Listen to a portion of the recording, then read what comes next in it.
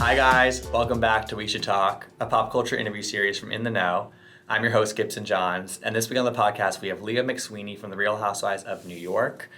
Leah is also the author of the new book Chaos Theory, which details a lot of her life experiences. There's a big chapter on RHONY, and it's just an incredibly honest and raw account of her life. And she's had a lot of experiences, she's had a colorful life, and I think, if you know her from RHONY, we only kind of get the surface level details because there are 5 other co-stars on that show, and there's only so much time for her to do deep dives into some of these things that have happened in her life. So I really appreciated her giving the details and adding color and adding context to all these stories in this book. And I think they kind of give you a much better understanding of who Leah is and how she got to where she is now. So we had a great conversation talking all about the book, the process of writing it, her life experience, and also, of course, because there is that big chapter on RHONY, we talked a lot about Real Housewives of New York, where that show stands now, where she is mentally with it. She told me that she is operating under the assumption that she is not coming back, but she would like to come back. But it was interesting to hear about where she is mentally with that show right now. So yeah, it was a fun conversation. It was an insightful conversation, and I think that you guys will enjoy it. So please keep listening for my interview with Leah McSweeney. Get Chaos Theory wherever you buy books, and please rate, review, and subscribe to We Should Talk on Apple Podcasts or wherever you get your podcasts.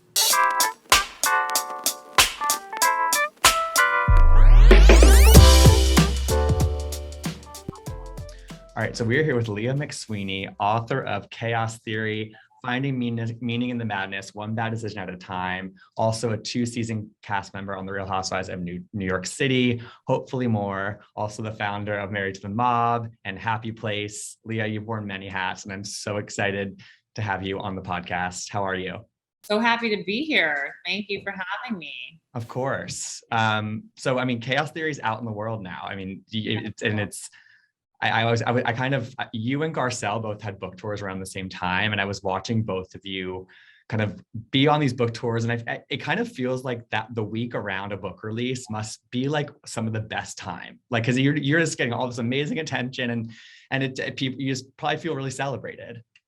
Yes, definitely. The event at the Strand was like extremely like scary though. There was a lot of people there, and I was like, oh my God. It's also like a little scary because, I'm putting so much out there that's in the book, and there it is out into the world. Yeah. And I think you've probably heard this. I mean, I've definitely seen people say this to you from some of the appearances that you made, but I just really do admire the honesty that you put into this book and how raw you were and sharing so much of your story. Because you've had so many experiences in your life. And I'm curious if now that the book is out there, are there moments or chapters or stories from this book that you found that people have latched onto or kind of brought up to you the most now that they read it? I see what people are posting on Instagram and Instagram stories. Am I allowed to curse on the show or no? Yeah, okay. Go for it. Well, people love when I say you have to hold on to your sanity like a billionaire with a 9-inch. They keep posting that quote. It's a great one. And I think when I talk about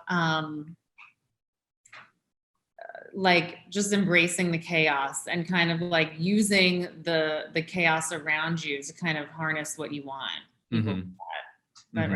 People. Love it.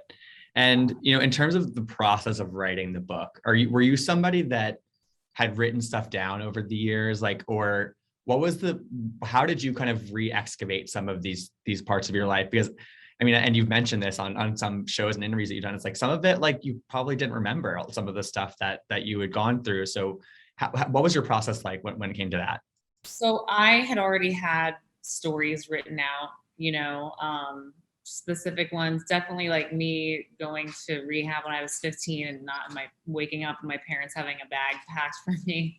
I had already written a bunch of stories like that from the teenage years out, not anything from like beyond the teenage years. It was basically like, oh, I'll write maybe one day a memoir about my like teenage delinquent years, but I wasn't planning on writing anything that happened to me recently. Yeah. So the process, I had a deadline, so that always helps. True. You don't really have a choice. You just have to write, And it was reflective. Like a lot of it was really reflective for me. And some of these things I hadn't thought about in years. Totally. And what was it cathartic? Was it triggering? Like there must have kind of been all of the above, probably. It was all of the above. Like first it was triggering and then it was cathartic. It was definitely not it had more of an impact on me emotionally than I thought it was going to, especially doing the audiobook and saying it and reading it out loud. I was like, oh my God, why am I saying about this stuff? Right. But I really do feel like the reaction has hopefully made you feel like it was worth it. And it's more about just telling your story. It's about people finding themselves in your story, right? Absolutely. And feeling like they're not alone. I think that's like the main thing that I want people to like walk away with, like not feeling like they're the only ones, because like I think so much of like addiction issues and like mental health issues and maybe just like the human experience is feeling like other than or like different or like people don't understand you or whatever. And really we're all going through such similar things. Yeah. And you're one of the brave people to that is willing to talk about it. You know what I mean? And then a lot of people aren't. That I think it's easier said than done. Well, I think we're taught to not talk about it. And I think that's the problem. Well, and I thought it was interesting. I listened to your interview on Julia Fox's podcast from the fall, and you said that within the process of writing the book, it sort of changed. It went from sort of being a more prescriptive kind of approach to what chaos theory would be to being more of a memoir type book, and you changed the subtitle of the book because it turned out so differently. Can you explain that? And sort of, was that just because of how you kind of were getting your thoughts out on paper? Yeah, it was just like very organic, I'm trying to remember what the original subtitle was. I had a couple of them, but my memory's shot. But I'm sure it's all a blur. It kind of all is a blur, but it was like very organic. Like I never wanted it to be like a self-help book or anything like that, but it definitely ended up more of a memoir than I thought it was going to be. And that just happened while I was writing. Mm-hmm. And it must be one of those things also where you're sort of like, okay, I'm not even like at an age when people usually even write memoirs, but you have lived so many lives at this point already. And so it's nice that you're able to like get this down already. Yeah. I feel like I can kind of move on from some of that stuff. Yeah. 100%.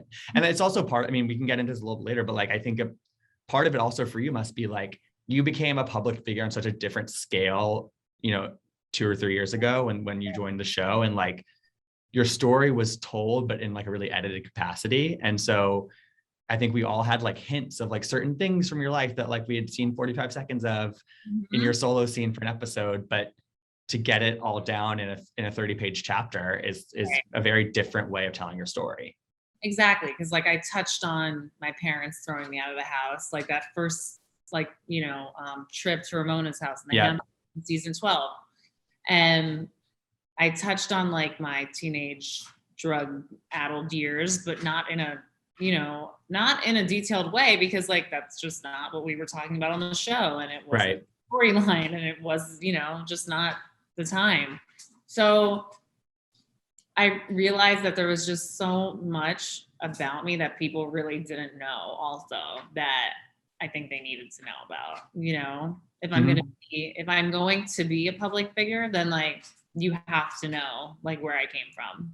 Definitely. And I think, and I even think as a viewer and somebody who is a fan of yours, but like having some of this extra context that I got from the book was really helpful, and to really understand how you've gotten here. And also just, I remember like, the arrest story and hearing that like you did invest the money from that case into to start your business, but like just hearing all of that together is so different than, again, like hearing it in a confessional. Exactly. Plus, like, I even say in the book that I talk about, I think I mentioned that I do talk about how like when I am recounting the police story, I make a joke about it or I laugh about it, but that it was actually pretty traumatic, And I do tend to use humor to kind of and like self-deprecation and stuff, just to kind of like, it's a coping mechanism. Yeah, which is natural. Yeah, exactly. And I think like I was able to kind of cut through that and be a little more honest in the book. Mm-hmm. So, I mean, it would be impossible to get into everything that you mentioned in the book in the next 30 minutes or so, but I did want to kind of jump around to a couple of things that stood out to me. And it seemed like you getting expelled from Sacred Heart in 8th grade.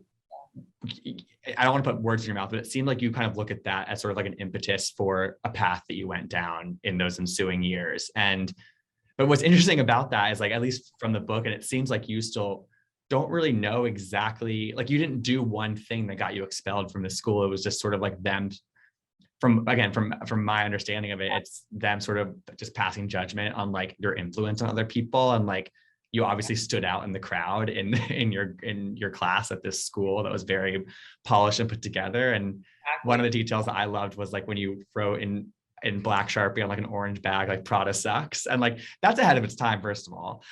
Right? I was up to something. You were. And like that to me is like, that's completely ahead of its time. But I just think it was wild to read that you were expelled from this, well-to-do school, but not really for an actual act that you did. And is that still how you understand that totally moment? I feel like I was scapegoated. It really hurt my self-esteem. It really, it was one of the reasons why my parents were like, okay, well, now we're definitely going to move, know? And moving really, I think as also like when you grew up in New York, it's such a part of your identity. You're like, I'm a New Yorker, and then I was moving away from New York, and like my friends, and like I was like a teenage girl trying to like figure out who she was. And I was in the middle. I felt like I was coming close to figuring out who I was, like I had my friend group and I listened to my music and I had my fashion and like the things I was into. And then everything just got turned upside down. And maybe I would have never been a normal drinker. Like, I'm an alcoholic, so I would have been an alcoholic no matter what. But wow, I think that getting thrown out of the school and then moving definitely turned my world upside down. Yeah. And it probably intensified maybe what that path, at least in the immediate term, probably looked like in terms of, what you got into when you were dragged out of the city into rural Connecticut, which is just like that's also like just a shock to your system too. Insane. I was like, where are we? It was so weird, like having the silence at night, like, and like bugs, like, or like crickets and shit. I was like, what the hell? Like, I need to hear sirens. And like, that's literally what I think when I go back to DC where my parents live, like, and that's still a city. Like, I can't even imagine what rural Connecticut sounds like. Right. Totally. And do you ever think about, maybe this is like kind of a hard thing. Maybe it's too intense to think about, but like, do you ever think about what would have been different if you had stayed there, if you hadn't gotten expelled? I think I probably would have gotten in a lot of trouble here. I also think I just had like an appetite for destruction. Yeah. And maybe I'd like be dead. I don't know. Like, who knows? We just don't know. Maybe I would have done awesome. I'm not sure. You're not a what if person necessarily, I don't think. I'm not really a what if person. Yeah. I get that sense. And I was listening to your podcast with Julia Fox, which was a great interview, by the way. If people are listening and they want to listen to that, I think you go deep into some of these topics as well. But you talked about, again, the money that you invested into Married to the Mob when you started the brand. And you mentioned like, I didn't do this to ultimately sell it for a huge profit. Like you don't start a clothing brand because that's your end goal. You start a clothing brand for other reasons, more creative. But would you ever sell that brand? Would you ever part ways with it? Or is that something you just kind of see as always being part of your day-to-day, your life? I think that it would be hard to like sell it and have someone like do what they wanted with it because it's attached to my face, exactly, namehood and likeliness and or whatever that's called. And So it would be hard, but like, of course, like if the number's right, I guess it would also be hard to say no, but Yeah. I don't know. That's a good question, but Mhm. it's such a part of I mean, like, it's almost like mob was like my college, my graduate degree, my MBA, my everything. Like it helped me like grow up and it Definitely. gave me a purpose for so Mhm. many years. Yeah. And the person that pushed you into really doing that was Rob. And I think that's something that I've always really loved about what we saw on RHONY, and also from this book is like just I love your dynamic in your relationship, and just how you guys co-parent Kiki, and it seems like he is just such a positive influence in your life, and has been since the day you met him. Would you consider him to be like one of, if not the most positive impacts in your life? Yeah, I mean, he's annoying me right now, to be honest. We go through, Just being honest. yeah. But yes, absolutely. Like, he reined me in a bit. I mean, like and I needed that. I really did. Look, I was still wild, but I wasn't like as wild. And he was part of my maturing in a lot of ways. He was my first, well, not my first long-term relationship, but my first long-term relationship in my like, early adulthood. Right. And he's the father of my child and helped me, start mob and like helped me like with the brand and always like, motivated me and pushed me when I really didn't want to do the brand at times. And then also when I struggled with like mental health stuff, like Rob's always been a positive person who I could count on for like support or like to help with cure. And really just be there for me. It's unconditional, Mm-hmm. Mm-hmm. That's Yeah, it's just, and I think it's clear like the relationship you guys have is just really special, and I think that even just the glimpses that we've seen of that yeah. on the show were really, I don't know, they just like they just made an impression on me, and I really appreciate it. So I mean, I also did learn a lot from the chapter around RHONY, especially about the context of you starting to drink again before joining the show. Yes. And I remember at the time when you joined the show and you opened up about drinking several months before filming started again after 9 years. And I remember people kind of like not believing your timeline and your story of that. Like I remember people like being like, oh, she's just drinking again for the show to like make it a good, like to make an impression. And I'm curious if you saw that during that first season from people like kind of talking. I remember people talking about it in that way, and I was just like, well, who are we to not believe that that story? And I think that again, reading this chapter, it's like it's laid out there, Yeah. right? That would be like such a weird reason. That'd be a weird thing to lie about. Oh, I know. Right? It like makes no sense. Like I mean, they both like aren't great. Like I'm still drinking and I'm still drinking again. Who cares when it happened, really? Right. Like if it happened on the show or not.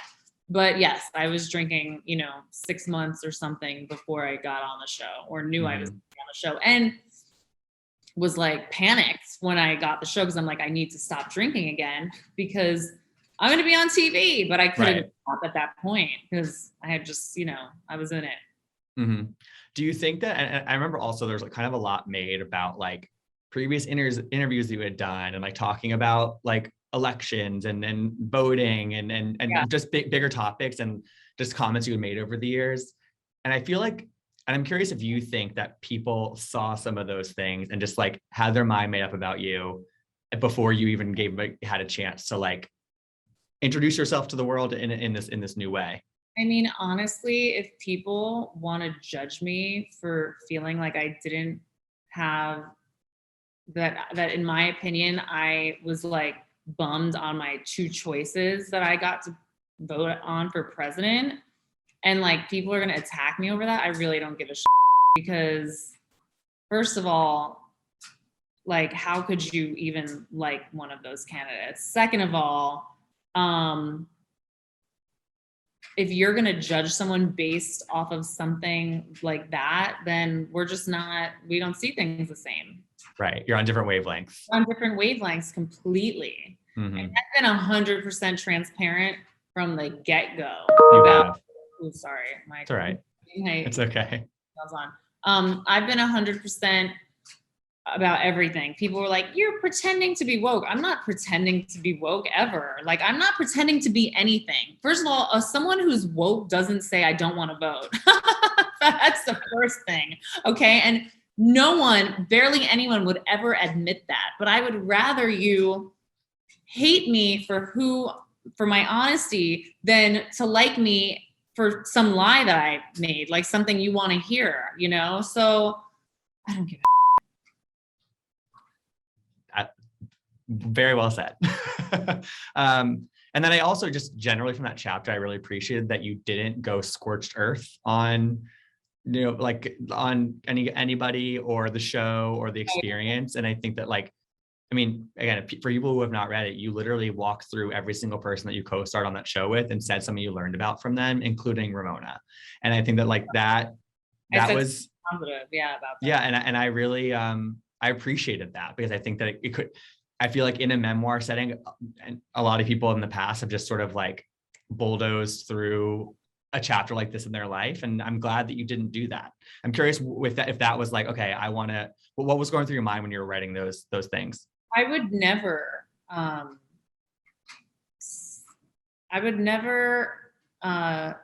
talk negatively and come from a ill-intended place in it's first of all, it's my memoir. It represents me and who I am. And I'm just like in a good place. If I was not in a good place, mentally, emotionally, spiritually, maybe I would have dragged all of them or something, you know, I don't know. But like, I want to keep it positive. And also it's true. Like, even if I like haven't talked to some of the women or whatever, like I still can have positive things to say about them and not like other parts about them.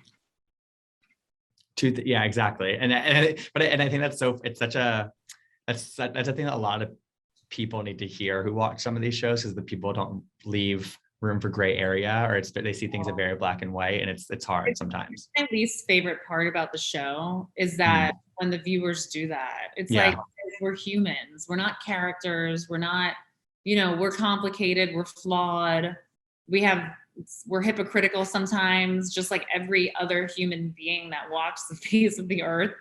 And you know, people need to open their minds up a little more.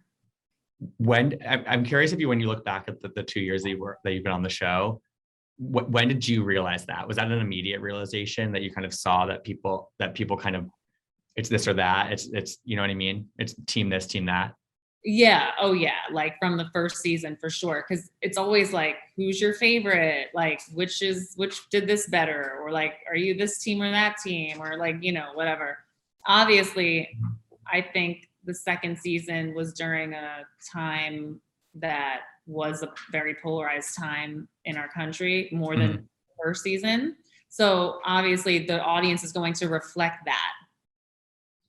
Yeah. And also, I mean, and again, this has been mentioned a million times, but that second season, like you guys were up against there's so many different factors that went into how that came out. But one thing I'm curious about from your perspective that I don't know if I've ever heard you talk about is there's a lot paid attention to sort of like somebody's second season on a show. So like, I remember you and Wendy Osefo had your second seasons around the same time. And like, I remember watching sort of, again, just like paying attention to the reaction to the shows and how people were talking about you guys. And it changes, because I think that when you have such an impactful first season, like you both had on your respective shows, you make this impact and the bar is set pretty high. And I think whether you go lower than that or you go higher than that, people are going to say one thing or another. So do you think that do you think that having a second season as a housewife is almost like an impossible task sometimes in terms of pleasing everyone? I guess so. Like, I didn't know that there was this thing about second seasons at all. I had no idea, but I started like realizing, because before the show even aired, like people were like coming for me and I'm like, what's happening? This is like so weird. It changes. It's so strange. Like everything I did, everything I posted, my hair color, the makeup, whatever it was. Like it was just, oh, she thinks she's blah, blah, blah, you know, or whatever.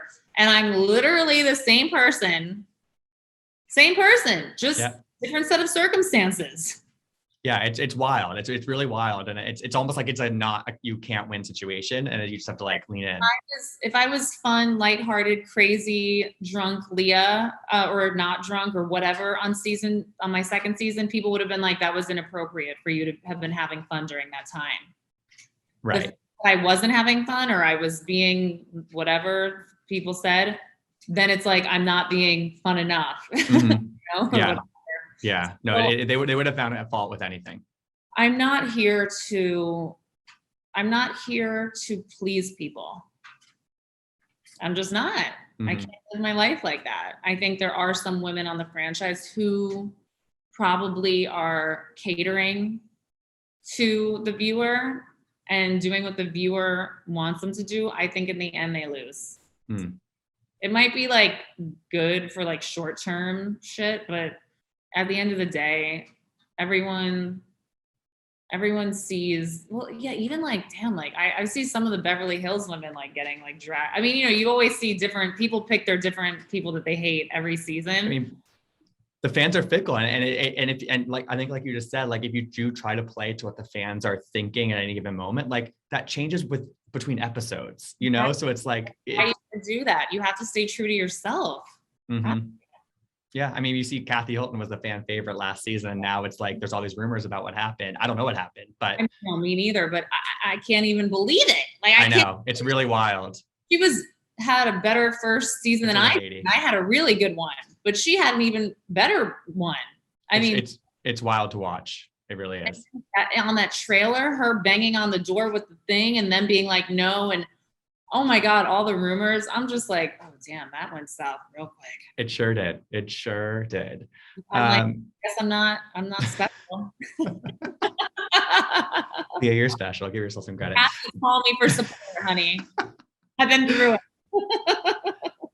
When you think about RHONY, because obviously there was the announcement that it's becoming 2 shows, and they haven't really cast either one from my understanding of it. Really? Oh, you know more than I do. Well, and Andy gave an interview like the other day where he was like, we're working on the new one and whatever.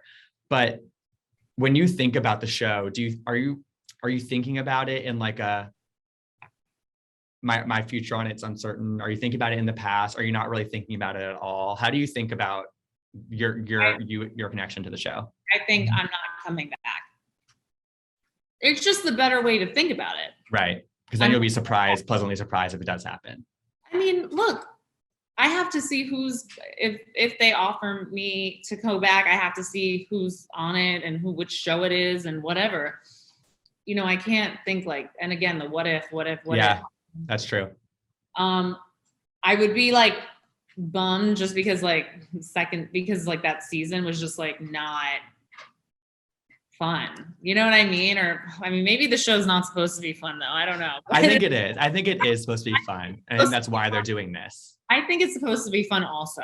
And you know, I want to have fun on my last season. Like, you know, so yeah, but I just think, okay, I'm not going back. Right.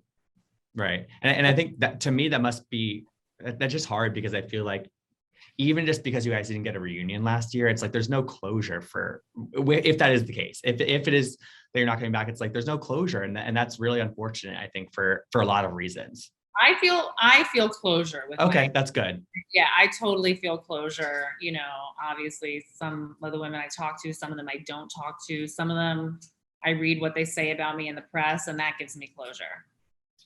There we go. I think that's a good way to think about it. Yeah. You went to Luann's cabaret show recently? How was that? I did. I went on Saturday night. I mean, I just wish I had a little bit of Luann's self-confidence. That's all I have. I mean, like, wow, you know, but she's like really impressive because I don't like, that's a lot of work. Like, I know she loves it also. Like, so it's, you know, like, I'm like, how do you have the energy? And she's right. Like, there, it's, you know, I love it. You know, she does love it. So she's like, you know, I just was like, wow, this is a lot. This is a lot of work. It's a lot of practice. It's a lot of performing. It's a lot. Yeah. When you were in her, because the room that she does that in is very small. It's like a very intimate setting that she does that in, at Feinstein's Below. When you walk into a room like that and it's probably mostly just really big Bravo super fans, does it feel kind of like home, like kind of like a home warm and fuzzy feeling? It feels a little weird, like, but it's nice, I mean, people are obviously, it's actually really nice to see how much pleasure and fun like they're getting out of watching Luann, Right. like, I mean, they were like, they're loving it. Like, they're just having such a blast that it's cool to watch. It really is. Like, just like, trying to give her a high five and like taking pictures and asking all these questions. People are still asking about the pirate. Like, it's great. It's like just a phenomenon, really. It's a phenomenon. I think it's a lot of people's sports. It's like, I don't have sports, I have Bravo, and we get invested. Exactly. And you're around your people in rooms like that. So I think it's kind of fun. Cool. It is cool. So I wanted to end with just a kind of a quick fire thing. I want to name some of the women that have been in your life that you've crossed paths with that people know. And I just want to hear the first thing that comes to mind or a fun little story with them. You're good friends with Kelly Catrone. Let's start with her, who I always knew from The Hills. Say her first. I knew it. I was thinking. How did you know that? I was thinking it. I knew it. What comes to mind with Kelly? Oh my God. First of all, I can't believe that people think that she's like mean and scary, and she will give you the coat off of her back. This woman is so giving. Like, she gives and gives and gives. And I swear to you, the things that come out of her mouth is something like a divine energy speaks through her. And I'm not kidding, because I don't know how she comes up with it. It's incredible. What a legend, honestly. I would love to meet her. Azealia Banks. She was in a recent campaign of yours. Yes. I think she's very misunderstood by a lot of people. Raw talent. Somebody else who was in that same campaign, Dolores Catania. Salt of the earth, like best woman ever. Like, I love her. She's loyal. She's like old school. She's just like, yeah, she's the best. She's the best. She really is. Tinsley, who you've said is probably the best friend you've made from RHONY. I was just texting with her. Actually, we're texting right now. Tinsley is like an OG socialite, like New York legend.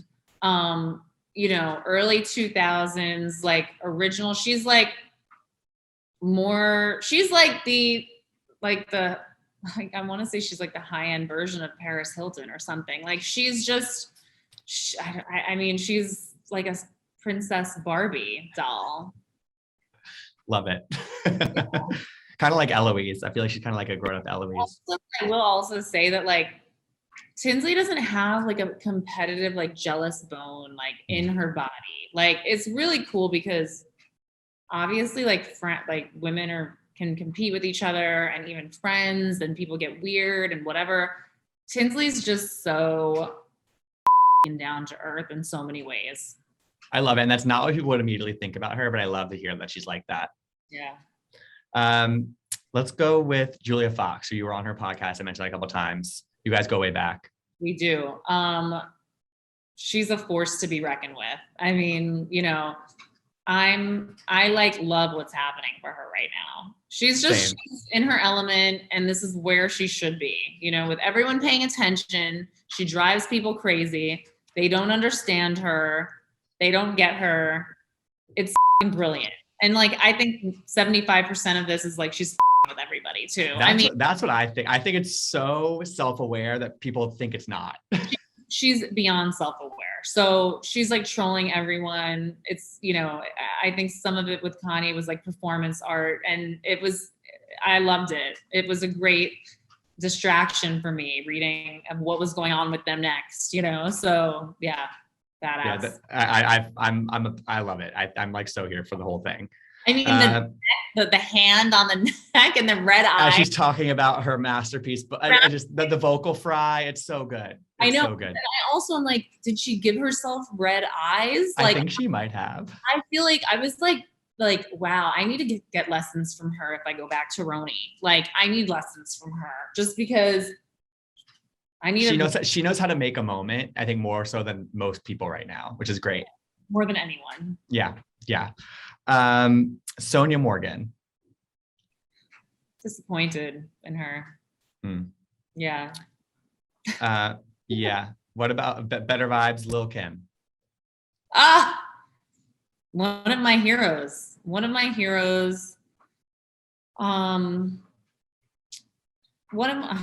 Now I'm thinking I shouldn't have said something so negative about Sonia, but the thing is, like, you know, I was very hurt by her. Let me give context to why I said that. I was very hurt by the things that she said in the Not All Diamonds and Rosé book about Tinsley and me and my sister, but really Tinsley also.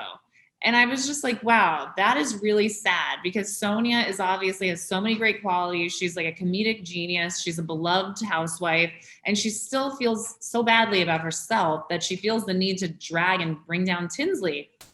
Not many, the women who use that book as a way to drag other women down, that says all you need to know about them. And you know who those are. Sonia shouldn't have done that, because she doesn't have to do that. She's Sonia Morgan. So that's why I said that. Little Kim is a feminist queen icon. And I don't even know if she would ever call herself a feminist. It doesn't matter. That's what she is, because she gave women the permission to be sexual and treat men like objects. Thank you. Turn those tables around, baby. Tables around. Yeah. And what's really awesome, it seems as though, like, again, she's one of your, if not your hero. And it's like, you've been able to meet her, and it seems like she's lived up to everything that you kind of wanted her to be. And that's amazing. I know, because they always say, don't meet your heroes. I've been really lucky because I got to become friends with like Lady Miss Keir, who I named my daughter after. Tinsley. First of all, I was a Tinsley fan back in the day. Love it. Like, totally. And Little Kim, now I've gotten to like go to dinner with her and like, you know, hang out with her. Like, wild. Yeah, exactly. Like, I'm so blessed. Like, it's so full circle. Now I need to meet Martha Stewart and Oprah, and we're putting it out into the world. We are. I think Martha especially. I think that you can cross paths with her. She goes out and about New York. Like Martha, like I'm already, you know, 1 degree of separation. Yeah, I'm thinking like Tinsley must be like 1 or 2 degrees of separation from Martha Stewart somehow. Yeah, so I'm like 3, and also like soon. I love it. Well, amazing, Leah. I think that's all the time we have, but everyone go get Chaos Theory. This is an amazing book. It's incredibly honest, and if you're listening or you're watching and you have only seen Leah on RHONY, if that's what you know about her, read this book, because it colors in a lot of the lines, I think. And I think it's really special. So, I so appreciate it. Of course. And is there anything else you want to plug before you go? Just follow me on Instagram at Leah Mob. You can buy Married to the Mob. You can buy Happy Place. The links are in my Instagram. And please buy my book and read it. Love it. All right. Thank you so much, Leah. We'll talk soon. Okay, bye. Bye. Thanks for tuning in to We Should Talk. I hope you enjoyed the interview. You can find out more about In the Know at intheknow.com. You can follow me, Gibson Johns, at Gibsonoma on Twitter and Instagram. And you can listen to all of our interviews, past and future, by searching We Should Talk wherever you get your podcasts. Hope to see you next time.